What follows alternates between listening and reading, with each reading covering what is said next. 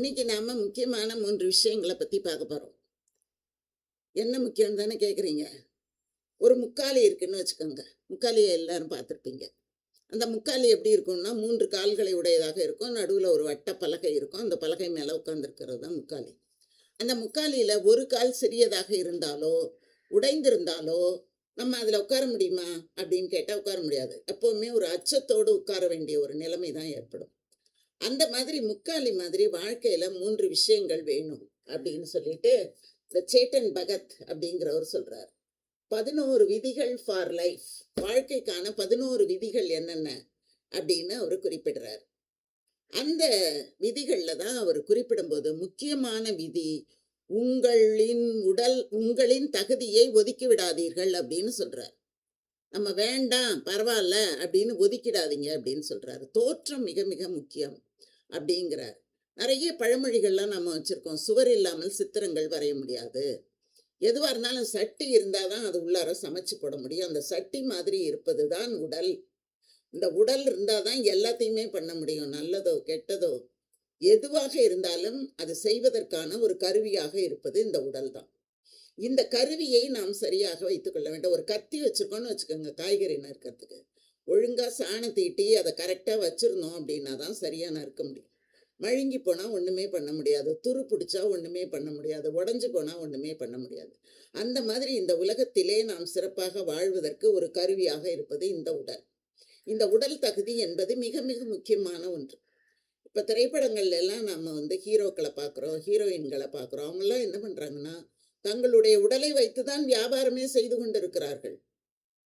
அந்த உடல் தகுதி தான் அவங்களுக்கு ஏராளமான பணத்தை அவர்களுக்கு பெற்றுத் தருகிறது. ஒரு அரசியல்வாதி என்றால் அவர்களினுடைய தோற்றம் தான் மிக முக்கியமாக இருக்கிறது. அந்த காலத்துல எம்ஜிஆர் இருக்கும்போது தனக்காக ஒரு தோற்றத்தையே அவர் உருவாக்கி வைத்திருந்தார். இப்படிதான் எம்ஜிஆர்னா இப்படிதான் இருப்பார், ஜெயலலிதான்னா இப்படிதான் இருப்பாங்க, கலைஞர்னா இப்படிதான் இருப்பார் அப்படின்னு, இந்திரா காந்தி அப்படின்னா அவங்க இப்படிதான் இருப்பாங்க அப்படின்னு ஒவ்வொருத்தரும் தங்களுடைய ஒரு தோற்றத்தை உருவாக்கி வைத்திருந்தார்கள். மோடினாலும் இப்படிதான் இருப்பாரு அப்படின்னு நம்ம ஒரு ஒரு தோற்றம் வச்சுக்கொள்ள, அந்த தோற்றம் மிக மிக முக்கியமானது அப்படின்னு சேட்டன் பகத் அப்படிங்கிறவர் குறிப்பிடுறாரு.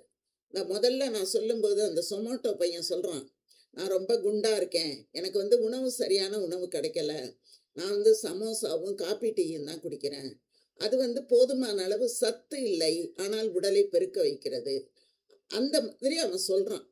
அதுக்காக அவர் இது மாதிரி சொல்றாரு. பழைய காலங்கள்ல நாங்கள்லாம் சிறு பிள்ளைகளாக இருக்கும்போது பள்ளிக்கூடம் போகணும் அப்படின்னா இப்ப இருக்கிற மாதிரி ஆட்டோ, வேனு, ஸ்கூட்டரு இதெல்லாம் கிடையாது. நடந்து 4 மைல் போகணும்.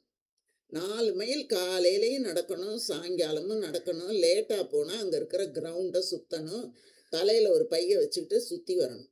இப்படி நாம நடக்கும்போதும் ஓடும்போதும் பனிஷ்மெண்ட் கூட எப்படி இருந்தது அப்படின்னா, நடைப்பயிற்சியை தருவதாக இருந்தது.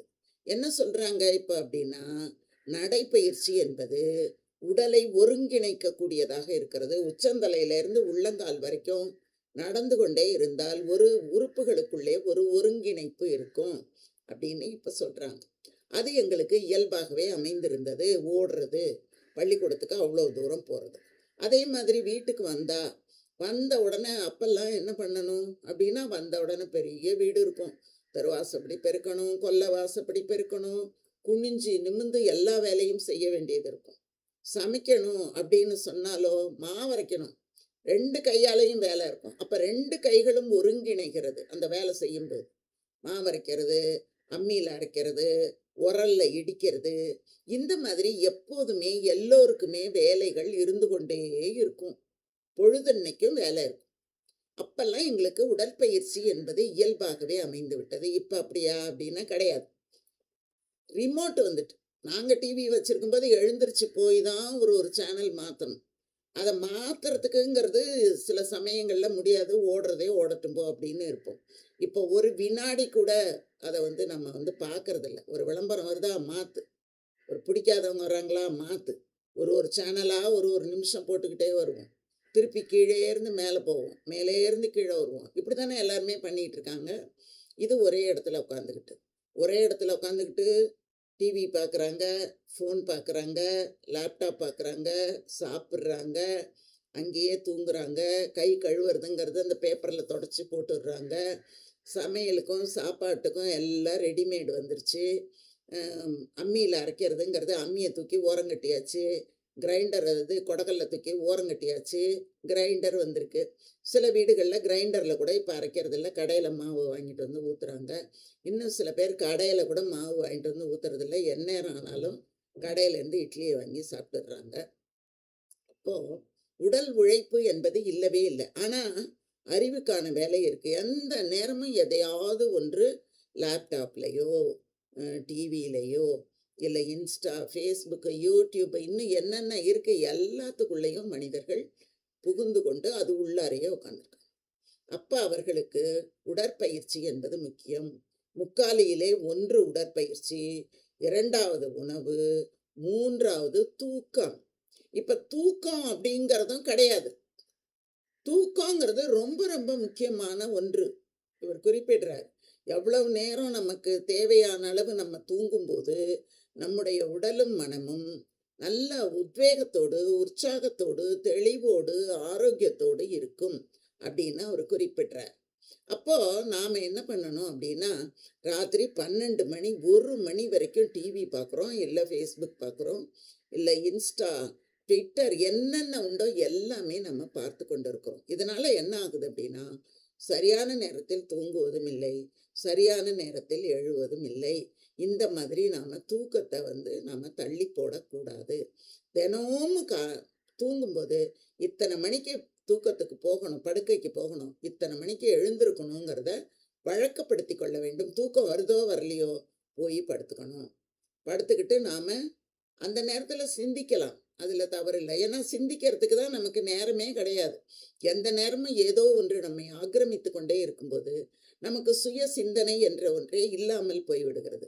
சம்பாதிப்பதற்காக மட்டும்தான் சிந்திக்கிறோமே தவிர, வேற எதுக்காகவாவது நம்ம சிந்திக்கிறோமான்னு கொஞ்சம் யோசிச்சு நம்ம பார்த்தோம் அப்படின்னா, இல்லை அப்படிங்கிற பதில் தான் கிடைக்கும். யாரோ சிலர் தான் சிந்திக்கிறாங்க. அவங்க தான் புத்தகங்கள் போடுறாங்க. அவங்க தான் படைப்புகள் கொடுக்குறாங்க. திரைப்படம் கொடுக்குறவங்க அவங்க தான். ஏன்னா அவங்க இந்த மாதிரியெல்லாம் பார்த்துக்கிட்டெல்லாம் உட்கார்ந்துருக்க மாட்டாங்க. என்ன உருவாக்கலாம், இந்த மனிதர்களை எப்படி நம் பக்கம் ஈர்க்கலாம் அப்படிங்கிறதுக்கான தேவைகளை தான் அவர்கள் செய்து கொண்டிருக்கிறார்கள். அதனால அவங்க சுயமாக சிந்திக்கிறார்கள். மற்றவர்கள் சுயமாக சிந்திப்பதில்லை. இன்னும் என்ன சொல்றாரு அவருன்னா, அந்த சேட்டன் பகத் சொல்றாரு, டிவி இதெல்லாம் இரவு தூங்குறதுக்கு 1 மணி நேரத்துக்கு முன்னால அது எதையுமே பார்க்கக்கூடாது. எல்லாத்தையும் தூக்கி மூட்டை கட்டி வச்சுட்டு தெளிவான சிந்தனையோட படுக்கணும் அப்படிங்கிறார். அதுக்கப்புறம் என்ன பண்றாரு, குடிக்கிறது காப்பி, டீ இந்த மாதிரி பானங்கள் எதையும் அருந்தக்கூடாது அப்படின்னு சொல்றார். அதை குடிக்கும்போது நம்முடைய மூளையில இயல்பான அந்த தூக்கம் அப்படிங்கிறது வருவது கிடையாது. அதனால நாம அதெல்லாம் செய்யக்கூடாது அப்படின்னு குறிப்பிடுறார். 4, இப்ப சத்தம் கேக்குதா?